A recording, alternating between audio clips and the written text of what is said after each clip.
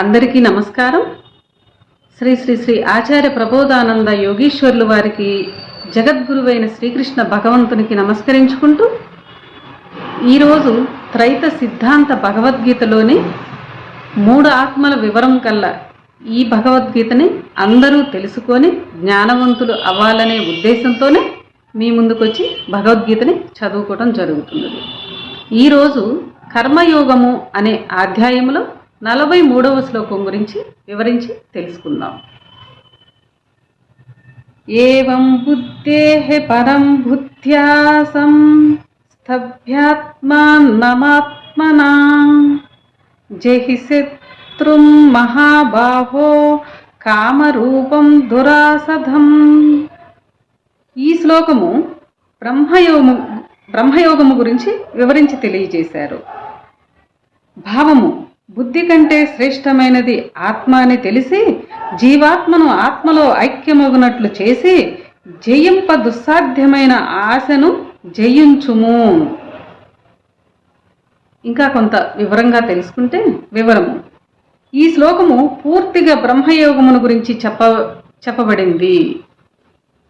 బ్రహ్మయోగములో జీవాత్మ ఆత్మతో సంబంధం ఏర్పరచుకొని ఆత్మ యొక్క అనుభవమును చవి చూడటమే సారాంశము.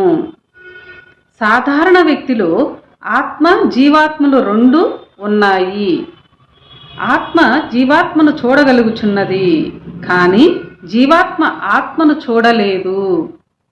ఇద్దరూ ఒక చోట నుండి ఒక చోట ఉండి ఆత్మ జీవాత్మను చూడగలిగినప్పుడు జీవాత్మ ఆత్మనెందుకు చూడలేదని ప్రశ్న అడగవచ్చును. దానికి సమాధానము: ఇద్దరు వ్యక్తులు ఒక చోట ఉండినప్పుడు, ఒకరికొకరు ఎదురెదురుగా నిలబడినప్పుడు ఇద్దరు ఒకరినొకరు చూసుకోగలరు. ఎదురెదురు కాగా ఒకరి వెనుక ఒకరు నిలబడినారు అనుకుందాము.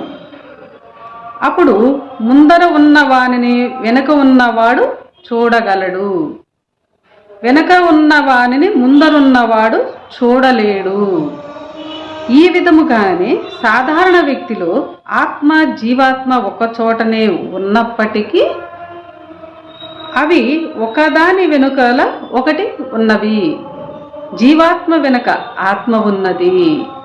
అందువలన ఆత్మకు జీవాత్మ కనిపించగలదు,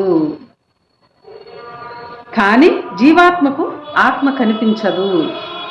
జీవాత్మకు ముందు గుణములు, బుద్ధి, మనస్సు ఉండటం వలన అతనికి అవియే కనిపించుచుండును, వాటి అనుభవములనే పొందుచుండును జీవాత్మ. వెనకనున్న ఆత్మ తెలియదు, దాని అనుభవము అసలు తెలియదు జీవాత్మకు. అదే బ్రహ్మయోగములో జీవాత్మ గుణములు, మనస్సు, బుద్ధి వైపు నుండి వెనుతిరిగి వాటి అనుభవములను వదిలి వెనక సాక్షిగా ఉన్న ఆత్మ వైపు ఎదురుగా నిలబడుచున్నాడు. అప్పుడు జీవుడు ఆత్మను చూడగలుగుతున్నాడు, ఆత్మానుభవం పొందుచున్నాడు బ్రహ్మయోగంలో.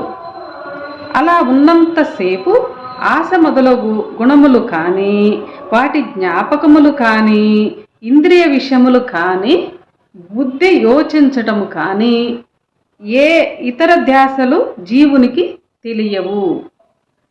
దానినే స్వచ్ఛమైన బ్రహ్మయోగము అంటున్నారు భగవంతుడు.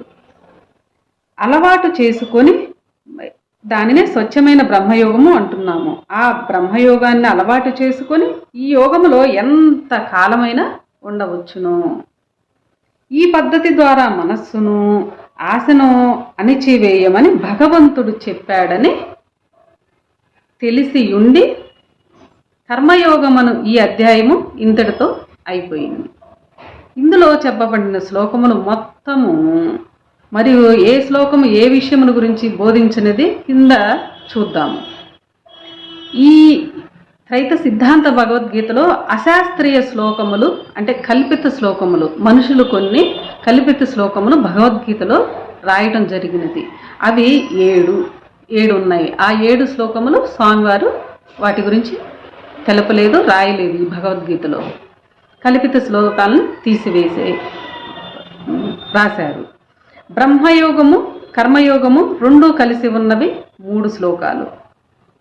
బ్రహ్మయోగము 7 శ్లోకాలు, కర్మయోగం గురించి 12 శ్లోకాలు, ప్రకృతి గురించి 8 శ్లోకాలు, ప్రకృతి ఆత్మ గురించి 1 శ్లోకము, కర్మయోగము జీవాత్మ గురించి 3 శ్లోకాలు ఉన్నాయి తెలియజేశారు. బ్రహ్మయోగము జీవాత్మ కలిపి 1 శ్లోకము, జీవాత్మ గురించి 1 శ్లోకము ఈ అధ్యాయంలో తెలియజేయబడింది. మొత్తము శ్లోకములు 43. భావము వివరము మార్చి రాసిన శ్లోకములు ఈ అధ్యాయంలో 9వ శ్లోకమునికి భావము వివరము మార్చి రాశారు. 9వ శ్లోకము, 21వ శ్లోకము, 24వ శ్లోకం, 35వ శ్లోకమునకు భావము వివరము పూర్తిగా మార్చి రాశారు. స్వామివారు వాటిని సంపూర్ణంగా శ్రీకృష్ణుడు ఏదైతే తెలియచేశారో ఆ భావమే ఇందులో ఈ త్రైత సిద్ధాంత భగవద్గీతలో సంపూర్ణంగా మనకి భావం మార్చి రాసిన శ్లోకాలని సంపూర్ణమైన జ్ఞానంతో మనకి ఈ త్రైత సిద్ధాంత భగవద్గీతలో రాసి తెలియచేశారు. కనుక అందరము ఈ భగవద్గీత చదువుకొని జ్ఞానవంతులు అవ్వాలని కోరుకుంటూ అందరికీ నమస్కారం. ఇంతటితో కర్మయోగము అనే అధ్యాయము సమాప్తమైనది.